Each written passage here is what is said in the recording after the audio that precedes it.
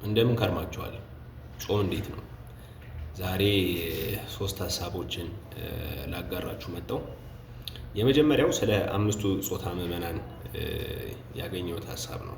ከነዛ መካከል አምስቱ ጾታ ምዕመናን የምንላቸው መጀመሪያ አረጋውያን አሉ፣ ወጣቶች፣ አንስት አሉ፣ ከዛ ካህናትና መነኮሳት ናቸው።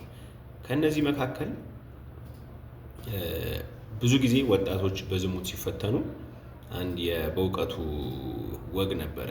ንስሐ አባቱ ዛሬም ዝሙት ነው ይሉት ነበር እና ልክ እነሱ ወጣት በዝሙት ቢፈተን አዲስ ነገር እንዳልሆነ ይነግረናል። የዮሐንስ ወንጌል ምዕራፍ 5 ትርጓሜ ላይ ማለት ነው።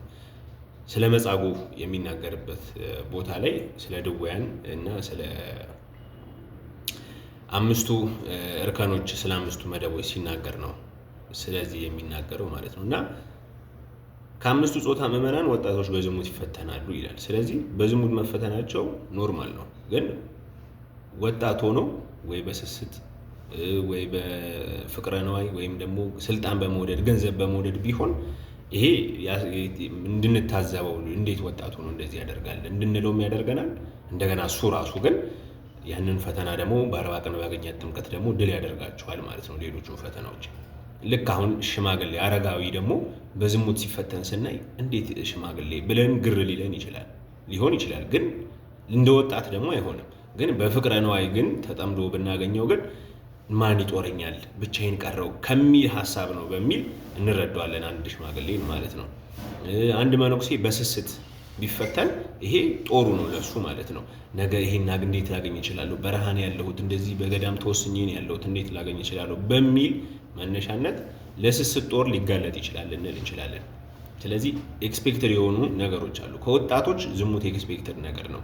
ስስት፣ ገንዘብ መውደድ ወይም ስልጣን መውደድ፣ ተንኮል፣ ምቀኝነት እነዚህ ኤክስፔክትድ ነገሮች አይደሉም ማለት ነው። ዝሙት ግን ኤክስፔክትድ ነገር ነው። ስለዚህ አንድ አዲስ ነገር አይደለም፣ የሚጠበቅብን ነገር ነው። ግን ልንዋጋው ደግሞ የምንችለው የተሰጠን ጦር ነው ማለት ነው እና አዲስ ነገር አይደለም።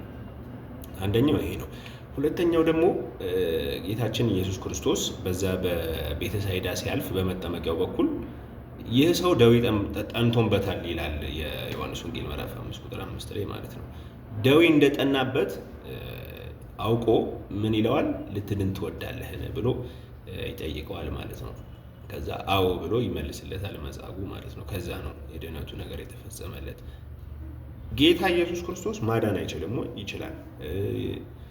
ነገር ግን ነፃ ፈቃዳችንን የኛን ኤክስፒሪየንስ እናደርገው ስንጠቀመው ደግሞ ማየት ይፈልጋል። እኛንም በነፃ ፈቃድ እንጂ በጉልበት ወይም አስገድዶ እየገዛን እንዳልሆነ የምናውቅበት መንገድ አንዱ ይሄ ስለሆነ ማለት ነው። ልትድኑ ትወዳላችሁ ወይ ብሎ ይጠይቀናል። አዎ ማለት አለብን። እኛ ቀጥታ መጥቶ እንደዚህ ሁሌ እንደ መጻጉዕ ይጠይቀናል ማለት አይደለም።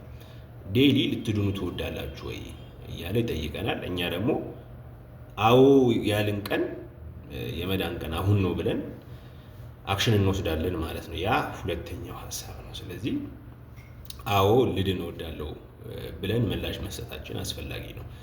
ሶስተኛው ደግሞ ጌታ ኢየሱስ ክርስቶስ ሲመላለስ ልትድን ትወዳለህን ብሎ የጠየቀው ጥያቄ እሱ ራሱ መጀመሪያ ላይ ከመጠየቁ በፊት ይህ ሰው ደዌ ጠንቶበታል ብሎ ተናግሮ ነበረ። ስለዚህ እያወቀ እንዴት ጠየቀው ካልን ችግራችንን እኛ እንድንነግረው ይፈልጋል።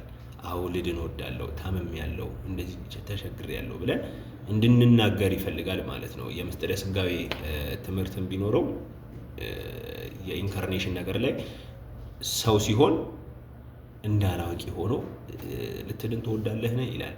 አምላክ ሲሆን በታምራት ደግሞ 38 ዓመት የተኛበትን አልጋ ደግሞ እንዲሸከም ያደርጋልና ይሄ ምስጢረ ሥጋዌ ትምህርት ቢሆንም የኛን ደግሞ ፈቃድም ይጠይቃል። እንደገና ደግሞ መጸለይ እንዳለብን ደግሞ ያስተምረናል በዛው ማለት ነው። which means እንደዚህ ቸግሮኛል እንደዚህ የለኝም እንጂ እሱ ያውቀዋል እኮ ጉለቴን ብለን እንድንል አይፈልግም። እንደታመመ እኮ ያውቃል። መጻጉዕን ግን ይጠይቀዋል። ትፈልጋለህ ወይ ልትድን ትወዳለህ ወይ ይለዋል። አዎ እወዳለሁ ይላል። ማለት ጸሎት ነው ማለት ነው። ስለዚህ እነዚህን ሶስት ሀሳቦች ላጋራችሁ ብዬ ነው። መልካም ጾም ይሁንላችሁ።